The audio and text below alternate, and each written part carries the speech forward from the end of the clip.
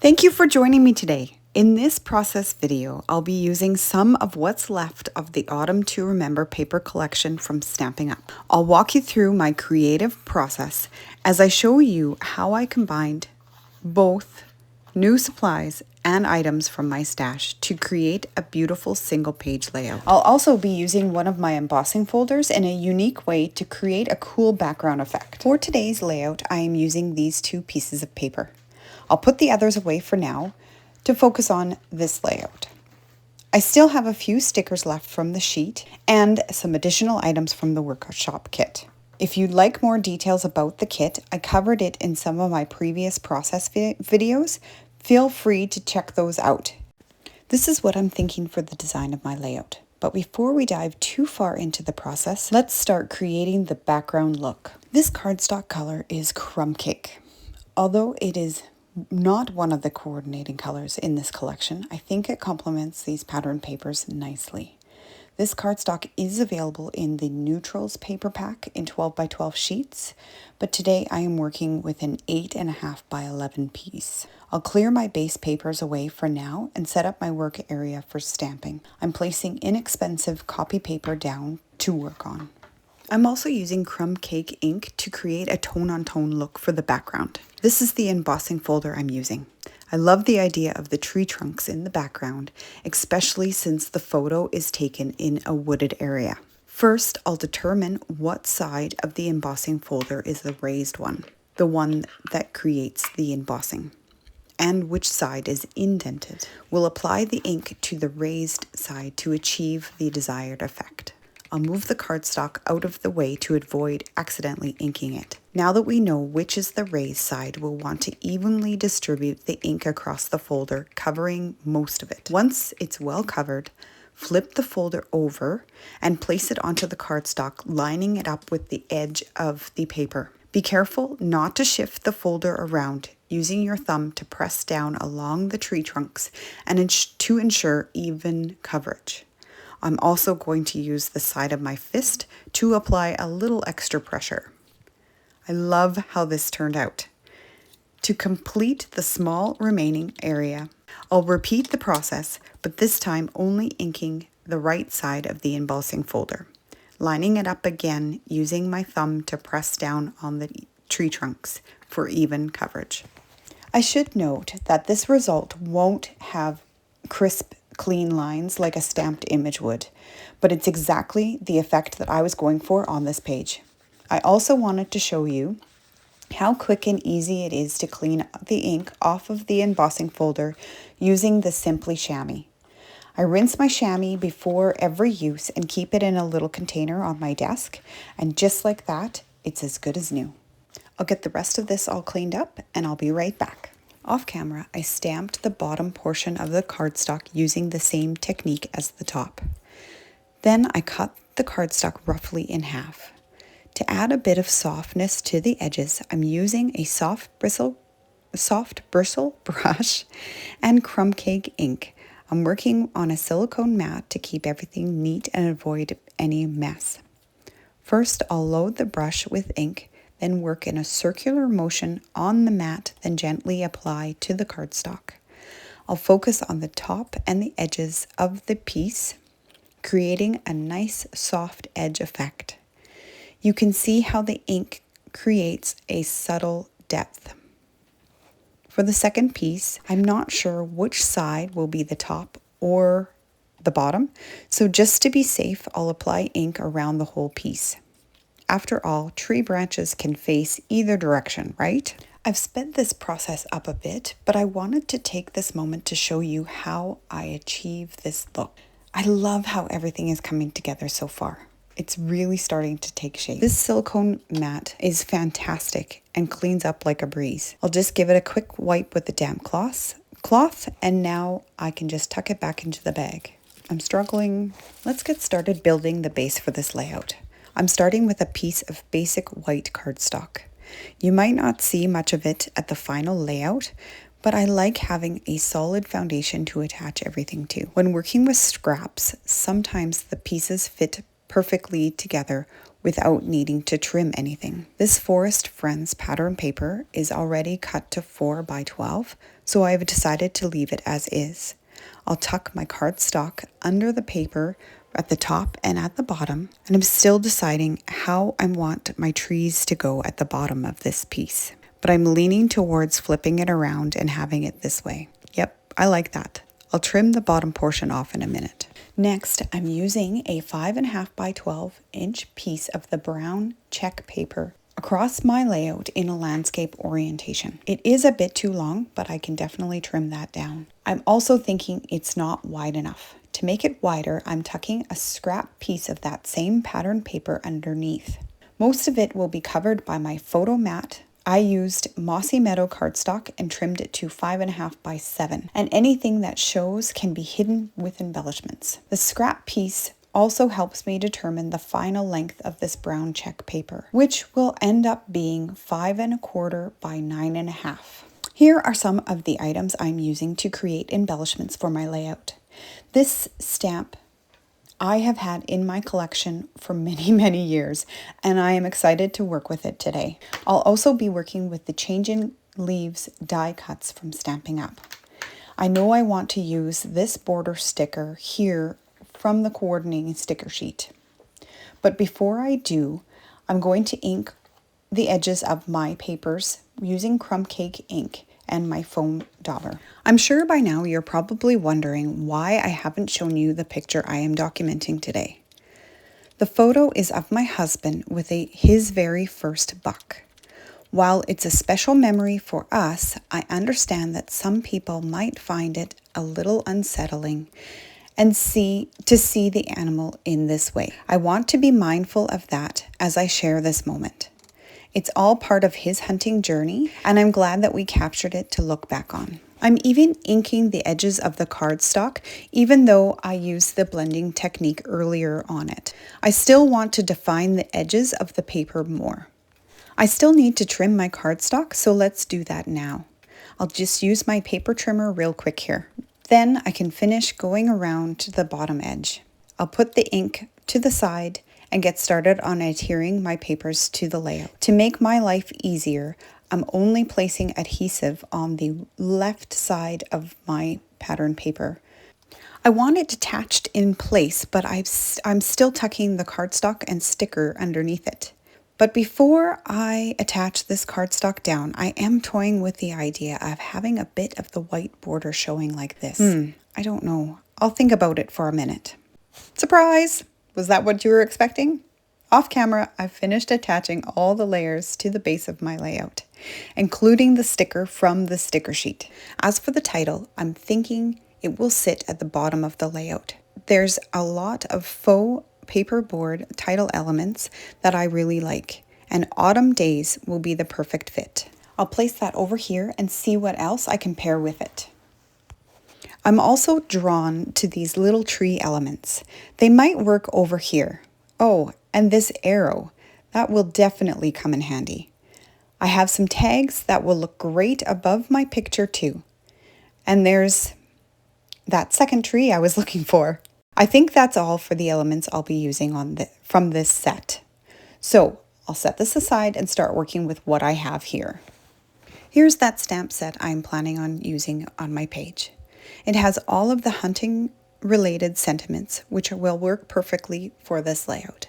I'm thinking about tucking the wooden trees above the brown paper, but under the photo mat. That could work. Then I can add the tags around here. I'll give that some thought while I pick out the stamps I want to use.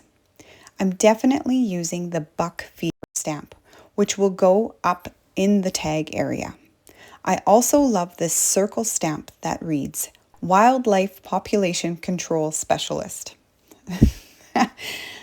It's perfect for covering the seam on the left-hand side of this picture. I also picked out the Family Tradition stamp from the stamp set, but I'm not sure exactly where I'm going to put that.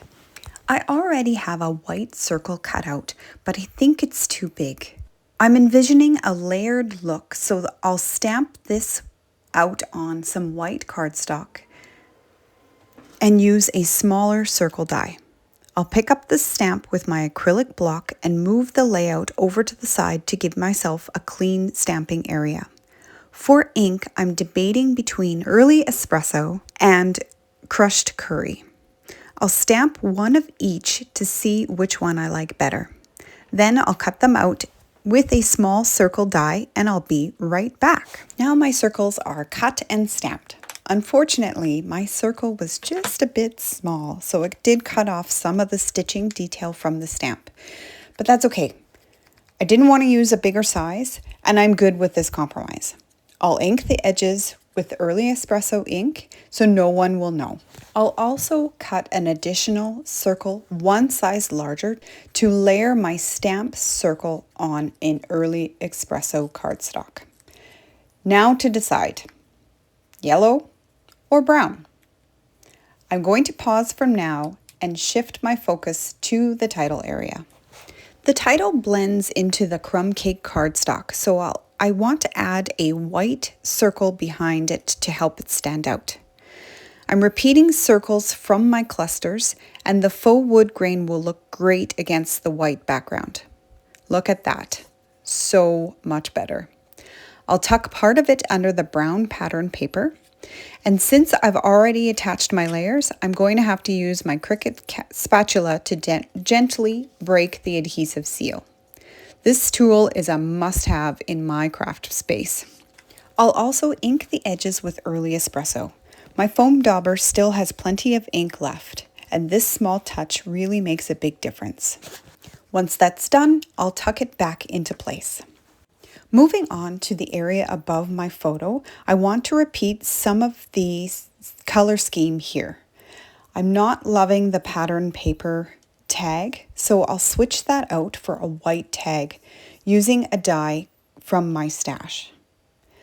It's a bit larger than the original, but it'll work perfectly with the stamp that I want to use. I like that so much better. Now I just need to decide, yellow or brown. I think I'll go with yellow to tie in the crushed curry from the sticker and pull out the subtle yellow in my husband's jacket. It'll help tie everything together. I'll stamp the tag off camera. Now that I have yellow here and there, I'll bring in some leaves and sprigs from the Changing Leaves thin cuts to add texture to the tile area. I'll be using crushed curry, early espresso, and Mossy Meadow cardstock, along with a simple pine leaf die cut from my stash. Stampin Up does offer several different sets with these dies, and I'll list them in the description box below. I've cut out several leaves off camera, but before I start placing my cluster, I notice there's too much white space behind the title. I'm thinking it might look nice to add some pine trees here. I've got this older Stampin Up set called Waterfront. I really like the soft, subtle look of these trees. I'll stamp the image onto a scrap piece of paper first to see how it looks before committing to stamping it directly onto my circle. I used second generation stamping to create a lighter effect. While I decide if I like the trees in that spot, I'll go ahead and place the leaves and other elements to get a sense of how everything is going to look together. While I work on this, I'd like to take this opportunity to mention, if you haven't already, please consider subscribing to my channel so you don't miss any of my future releases. I create a new process video every week. This is also a great time to share a little bit more about the picture. My husband James grew up in a small city. He didn't really get to experience an outdoorsy lifestyle. After we met and got married, we moved back to the small town where I grew up, which gave him a lot of new opportunities to connect with nature. While he enjoyed the little bit of fishing he did growing up, hunting was never something he got to experience. My dad, on the other hand, grew up hunting and loved it as a young man, though he stopped when my siblings and I were little. So fast forward 30 years, and James and my dad found a common ground in the sport. They started spending several weekends together during the hunting season, and our family got to enjoy the rewards of their time spent together. Now that our boys are older, they're also joining in the tradition. It's been so special to see this hobby passed down through the generations, and this photo captures one of those memorable moments. Okay, I'm going for it. I'm going to stamp behind the title. First, I'll move the layout aside and bring in my foam mat with some scrap paper. I'm using Mossy Meadow ink for my trees. I'll make sure the image stays straight, and I'll use a ruler as my guide. I'll get my stamp nice and inky, stamp it off once, then stamp it onto my circle, and I'll repeat this until I have a nice row of pine trees across the span of the circle. I really like how this turned out. That's exactly what the title area needed. Now I'll place everything back and get it all attached down. Now it's time to work on the journal spot. I've got this whole area to work with, but since I don't have a lot to say about this moment, I don't need to fill the entire space. I found this circle element and journal spot, an older Stampin' Up DSB called The Right Stuff. Does anyone else have this in their stash? Let's dress up the circle element with a stamp. I really love the sentiment family traditions, and I can see myself using this on lots of layouts. To add a bit more interest, I also cut out some reindeer antlers with my Cricut, thinking they would be a nice touch for this layout.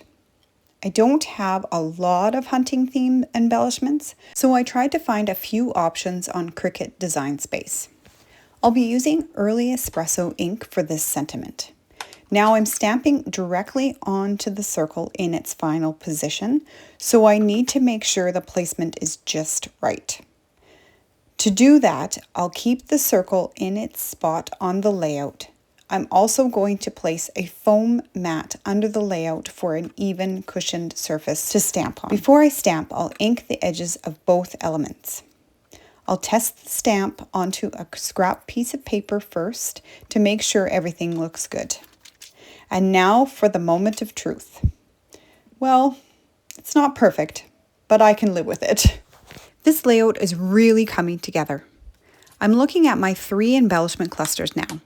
For the title area, I have a wood grain element, and I placed a wood grain arrow at the tags at the top. So I want to repeat the same idea in the 3rd cluster on the left. Let's see what else I can find in my stash. Now I'm thinking of using the small arrows here to line up along the side of my photo mat. As a quick reminder, the embellishments I'm using are from the Autumn to Remember workshop kit. They are only available with the purchase of the kit. I love how these paperboard elements add a great detail to the layout without adding bulk, since they are so thin. The antlers don't show up very well on this background paper, so what if I tuck them behind the tag at the top? I love that, it's so fun!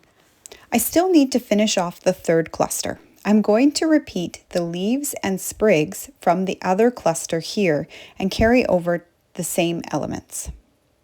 This is looking better.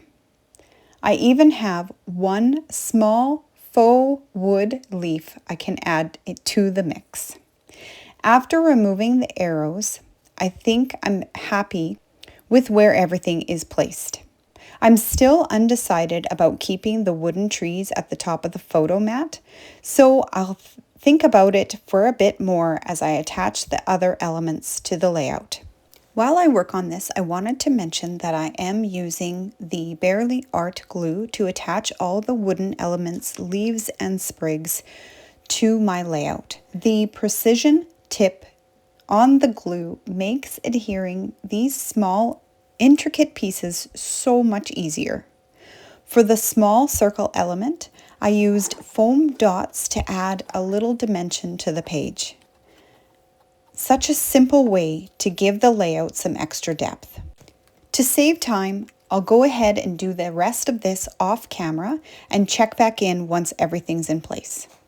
I'm back and everything is attached, including my picture, which is partially covered with sticky notes for now. I decided to remove the wooden trees from the design, and I have already added my journaling. My tags are still bare, so I'll dress them up with some Mossy Meadow twine in one and brown ribbon on the other. On my journaling spot, I wrote, November 3rd, 2015.